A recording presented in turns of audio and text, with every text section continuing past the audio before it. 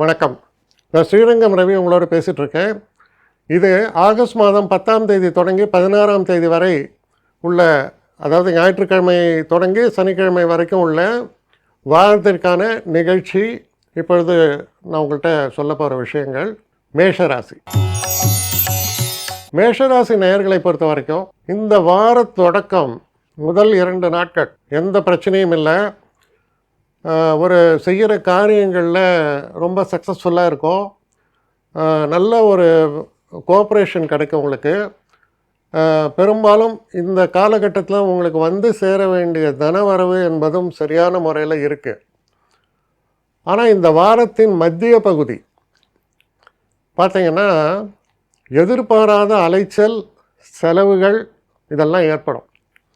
அதனால் ஒன்றும் பண்ண முடியாது. எப்படி வரவை தடுக்க போகிறது இல்லையோ அதே போல் செலவு. ஆனால் வரவு வந்து செலவாகுதுன்னு நினைக்கலாம். ஸோ அந்த மத்திய பகுதியில் அப்போ செலவுகள் நமக்கு அதிகமாக வரும்போது கொஞ்சம் அதில் கொஞ்சம் கான்ஷியஸாக இருக்கலாம் நீங்கள், அவ்வளோதான். ஸோ தேவையில்லாத செலவுகளை வேணால் கொஞ்சம் மட்டுப்படுத்தலாம். ஆனால் கொஞ்சம் அலைச்சல், செலவுகள் இதெல்லாம் வாரத்தின் மத்திய பகுதியில் காமிக்கிறது. வாரத்தினுடைய இறுதி பகுதி எப்படி இருக்குதுன்னு பார்த்தீங்கன்னா திரும்ப நல்லபடியாக இருக்குது, எந்த பிரச்சனையும் இல்லை. அப்போது இந்த வாரத்தில் முக்கியமான நிகழ்வுகள் நம்ம எடுத்தால் வீடு, மனை போன்ற விஷயங்கள்லாம் உங்களுக்கு வெற்றிகரமாக அமையும். புதுசாக வாங்கணும்னு சில பேர் நினைக்கலாம்.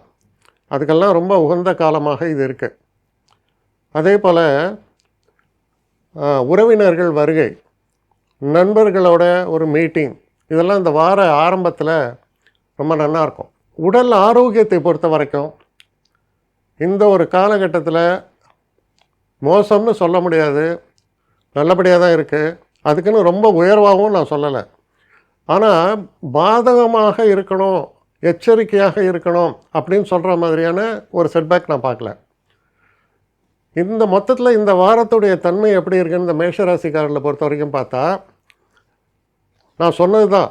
அதாவது வாரத்தின் ஆரம்பமும் கடைசியும் நல்லா இருக்குது, மத்திய பகுதியில் பிரச்சனை, அவ்வளோதான். பிரச்சனைனா பெரிய பிரச்சனைன்னு பயப்பட வேண்டாம். ஏன் இதை சொல்கிறதுனா ஒவ்வொருத்தருக்கும் ஒவ்வொரு மாதிரியாக அமையும். என்ன காரணம்னா முக்கியமாக நீங்கள் இப்போ 7.5 சனியுடைய ஒரு காலகட்டத்தில் இருக்கு. அப்போ 7.5 சனியுடைய காலகட்டத்தில் இருக்கிறதால 12ஆம் வீடு அப்படின்ற இடத்துல விரயஸ்தானத்தில் சனி இருக்கிறதால தூக்கம் கெடும். பெரும்பாலும் வயதானவர்கள், கொஞ்சம் உடம்பில் பிரச்சனை ஏதாவது இருக்கிறவங்க, இவங்களுக்கெல்லாம் தூக்கம் கெடும். முக்கியமான காஷன் என்னென்னா கடன் வாங்காதீர்கள். சனி 12ஆம் வீட்டில் இருக்கும் பொழுது நீங்கள் கடன் வாங்கினால் அது லேசில் தீராது, தொடர்ச்சியாக இருக்கும் அது. அதனால் முடிஞ்ச வரைக்கும் கடன் வாங்கிறத அவாய்ட் பண்ணுறது ரொம்ப நல்ல விஷயம்.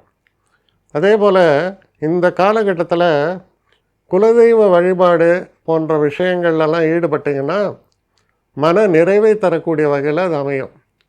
ஸோ கிட்டத்தட்ட இது போல் ஒரு நிகழ்வுகளை கொண்ட வாரமாக இந்த வாரம் உங்களை பொறுத்தவரையில் அமைகிறது. என்னை காண்டாக்ட் பண்ணணும்னு நிறைய பேர் நினைக்கிறீங்க. தயவு செஞ்சு என்னை காண்டாக்ட் பண்ணுறதுக்கு ஒரு மெயில் அனுப்புங்க. srirangamravi1@gmail.com. இது ஸ்க்ரீனில் பார்க்கலாம், இது அப்பியர் ஆகும். இந்த மெயிலுக்கு எனக்கு அனுப்புங்க. எனக்கு நிறைய பேர் அனுப்புகிறீங்க, நான் ஒருத்தன் தான் அதை பார்க்குறேன், செய்கிறேன். ஏன்னா இது வேகமாக செய்யலாம் முடியாது. ஒரு நாளைக்கு ஒரு 3 பேர் பார்ப்போம், 4 பேர் பார்க்குறோம். அதனால் கொஞ்சம் டிலே ஆகுது. கட்டண சேவை தான். இந்த கட்டணத்தை செலுத்திய பின்பும் கிட்டத்தட்ட ஒரு 5-6 நாள் ஆகும்.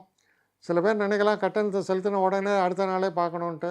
அப்படி என்னால் முடியல. கொஞ்சம் பொறுமையும் நிதானமும் தேவையும் இருப்பவர்கள் நிச்சயமாக காண்டாக்ட் பண்ணுங்கள்.